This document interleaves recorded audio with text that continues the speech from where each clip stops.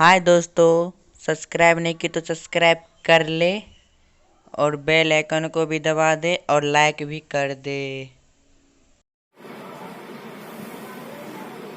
Hello दोस्तों, the job point D Raj mathematics में आपका स्वागत है। आज हम मैट्रिक्स के प्रश्नावली यानी कि एक्सरसाइज 3.1 आपको पढ़ाने जा रहे हैं। इससे पहले हम बेसिक चीज़ बताए थे और उदाहरण भी बताए थे।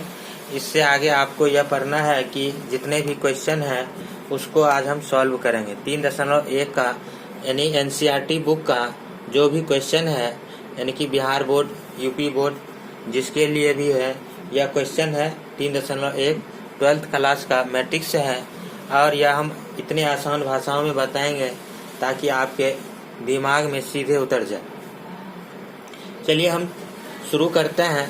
पहला क्वेश्चन यानी कि पहला क्वेश्चन आपको दिया हुआ है, आप देखिए किताब में, यानी कि आपका पहला मैट्रिक्स दिया हुआ है 2 5 19 -7 -2 5/2 12 √3 A1 -5 -17 है सीधे। चलिए, यह आपका मैट्रिक्स है। इसके लिए कहता है आपको कि पहला आंसर देना है आपको अवयव की कोटि बतावे, यानी कि अवयव की कोटि बताना है आपको। क्या बताना है? कोटि, यानी कि ऑर्डर ऑफ मैट्रिक्स आपको बताना है। ऑर्डर ऑफ मैट्रिक्स बताना है तो इसका मतलब यह होता है कि आपको यह बताना है कि m गुना n, यानी कि m किसको कहते हैं तो पंक्ति को, और n किसको कहते हैं स्तंभ को। यानी m पंक्ति होता है और n होता है स्तंभ होता है। क्या होता है? स्तंभ। अब बताइए इस मैट्रिक्स में कितने पंक्ति हैं, तो हम यहाँ गिन कर देख लेते हैं। 1 2 3, यानी कि 3 पंक्ति हो गया, यानी कि 3। और स्तंभ कितने हैं? 1 2 3 4 स्तंभ हो गए 4।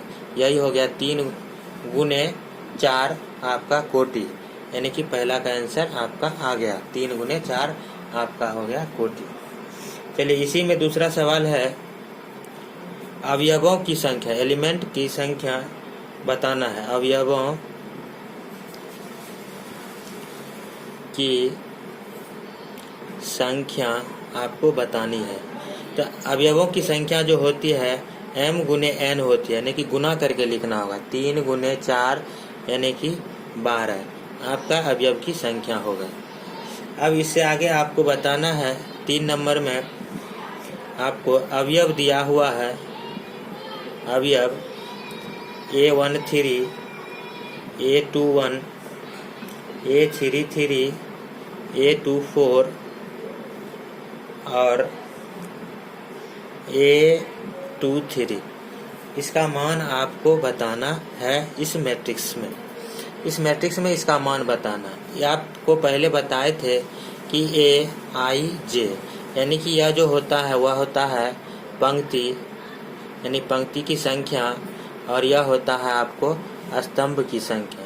आई जो होता है पंक्ति की संख्या और यह होता है स्तंभ की संख्या।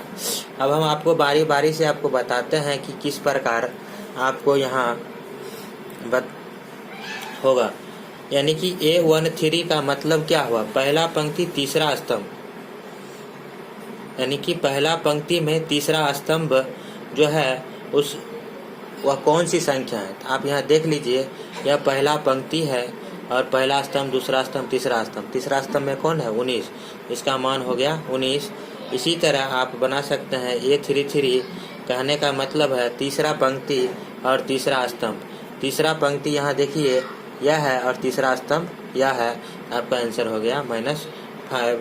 इस तरह से आप, या और जो आगे सवाल है A24 A23 आप आसानी से निकाल सकते हैं। चलिए, अब इससे आगे चलते हैं। दूसरा दूसरा क्वेश्चन में कहता है यदि किसी अवयव में 24 अवयव है, किसी अवयव में 24 अवयव हैं, इसकी संभव कोटियां क्या है? यदि इसमें 13 अवयव हो तो कोटियां क्या होगी? तो कहने का मतलब है कि जब आपके मैट्रिक्स में 24 अवयव है तो कहने का अर्थ यह हुआ कि m गुना n जो है वह 24 है। यानी कि कोई भी मैट्रिक्स अगर ले लीजिए, उसमें जो एलिमेंट होगा उसमें 24 है। क्या है? 24। तो इसका मतलब यह हुआ कि m गुने n 24 अवयव है। इसमें यानी कि कितने पंक्ति होंगे और कितने स्तंभ हो सकते हैं, यानी कि संभव कोटि आपको बतानी है। तो चलिए हम आपको बताते हैं कि संभव कोटियाँ, यानी कि अब यह बात आती है कि आप पंक्ति और स्तंभ के गुणनफल ही क्या होते हैं? एलिमेंट की संख्या होती है, यानी कि अवयवों की संख्या होती है। अब आपको बारी बारी से बताना है कि कितने 24 का गुणनखंड है जिसमें पंक्ति और स्तंभ बता सकते हैं, यानी कि कितना गुणनखंड 2 भाग में इसको हम विभाजित कर सकते हैं। यानी कि हम यहाँ लिखते हैं संभव कोटियाँ। संभव कोटियाँ यानी कि आप देखिए, एक पंक्ति हो सकता है, 24 स्तंभ हो सकते हैं। अब दूसरा आता है बात, यानी कि 2 पंक्ति हो सकता है तो 12 स्तंभ हो सकते हैं। इसी तरह आप इसका गुणनखंड लिखते चलिए, 3 गुना 8, 4 गुना 6, 6 गुना 4, 8 गुना 3 और 12 गुना 2 और 24 गुना 1। यानी कि यह सभी आपका संभव क्या है? कोटियाँ हैं। उसी प्रकार आप यहाँ देख लीजिए, इसी में पूछा कि यदि इसमें 13 अवयव हो, यानी कि अवयव की संख्या अगर 13 हो, इसकी संभव कोटि यहाँ लिखेंगे संभव कोटि, यानी कि यह 13 एक अभाज्य संख्या है, इसलिए इसका 2 ही संभव कोटि हो सकता है, 1 गुना 13 या 13 गुना 1। बस यही 2 हो सकता है। यह 2 प्रश्न आपको हमने बताया। चलिए इससे आगे चलते हैं तीसरा प्रश्न पर। तीसरा सेम प्रश्न है, आपको हम बताते हैं यदि किसी अवयव में 18 अवयव है तो इसके संभव कोटि बताइए। यदि इसमें 5 अवयव हो तो इसमें क्या होगा? तो यह दोनों 2 और 3 एक ही सवाल है, इसको आप आसानी से आप हल कर सकते हैं। इस प्रकार हमने 2 बताया, उसी प्रकार आप 3 भी बना सकते हैं। हम इससे आगे चलते हैं चौथा सवाल पर। 4 नंबर सवाल, चलिए 4 नंबर सवाल कहता है कि एक 2 गुने 2 अवयव है, यानी अवयव आपका जो है यानी कि कोटि 2 गुने 2 का है, यानी ए बराबर आपको दिया हुआ है AIJ। यह जो है 2 गुना 2 का है, 2 गुना 2 का है। तो की रचना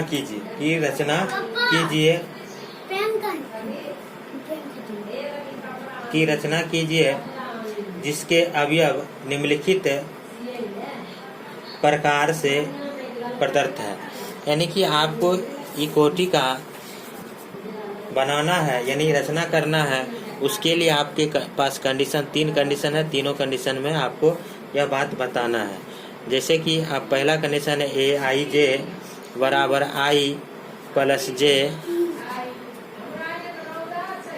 2, दूसरा है AIJ बराबर I बटे J, और तीसरा है AIJ I प्लस 2J का होल स्क्वायर बटे 2। अब इसमें आपको यह बताना, क्या बताना है कि इस 2 गुने 2 कोटि का आपका एक अवयव बताना है। सबसे पहले हम रचना करके बताते हैं 2 गुने 2 कैसे आप लिख सकते हैं। कहने का अर्थ यह हुआ कि A बराबर आपको लिख सकते हैं पहला पंक्ति पहला स्तंभ, पहला पंक्ति दूसरा स्तंभ, और दूसरा पंक्ति पहला स्तंभ, दूसरा पंक्ति दूसरा स्तंभ। यही हुआ हमारा 2 गुने 2 का अवयव यानी मैट्रिक्स। अब इसी में पहला कंडीशन के अनुसार आपको बताना है, यानी कि A11। तो हम पहला लेते हैं शर्त Aij बराबर I प्लस j का होल स्क्वायर बटे 2। अब यहाँ देखिए, यहाँ आपको निकालना क्या है, A11 यानी I भी 1 j भी 1। यहाँ लिखते हैं A11 बराबर 1 प्लस 1 का होल स्क्वायर बटे 2। 1 2 1 और 1 2 2 का स्क्वायर 4 4 बटे 2 बराबर 2, यानी कि A11 निकल गया। उसी तरह आप A12 निकालना है, तो आप लिखिए 1 प्लस 2 बटे 2, इसका होल स्क्वायर है यानी कि 3 3 का स्क्वायर 9 बटे 2। उसी प्रकार आप A21 यानी कि 21 बटे 2 2 3 9 बटे 2, और उसके बाद 1 2 2 यानी I भी 2 j भी 2, उसका होल स्क्वायर बटे 2 यानी कि 4 16 16 बटे 2 यानी 8। यानी कि इस प्रकार से हमारा पहला अभी 2/2 का निकल गया। उसमें उसी प्रकार लिखेंगे जिस प्रकार हमने यहाँ मान निकाला, यहाँ लिखा हुआ है उस प्रकार। तो लिखिए A11 कितना है, तो 2। A12 कितना है, 9/2। ये कितना है, 9/2, और ये कितना है, 8। यह आपका 2/2 का आंसर निकल गया। 2/2 का आंसर निकल गया। इस प्रकार आपने पहला बना लिया। उसी प्रकार आप यहाँ देख लीजिए, दूसरा में फिर वही निकालना है। A11 1/1 1 1 2 1/2 1/2। इसी तरह इसको भी निकाल लीजिए। इसमें तीसरा है, इसको भी इसी तरह मान ये चारों मान रख के निकाल लीजिए। मैट्रिक्स आपका A/1 2/2 गुने 2 का निकल जाएगा, आपका सही आंसर हो जाएगा। इस तरह से चौथा भी सवाल हमने आपको NCERT बुक का ख़त्म किया। इससे अगला 5 6 7 आप ट्राई कीजिएगा। अगले चैप्टर में आपको अगले पार्ट में आपको हम बताएंगे। धन्यवाद। अगर मेरा वीडियो अच्छा लगे इसको लाइक कीजिए, और ज़्यादा प्यार मोहब्बत दिखाना है तो शेयर ज़रूर कर दीजिए। धन्यवाद। The job point D Raj mathematics class में।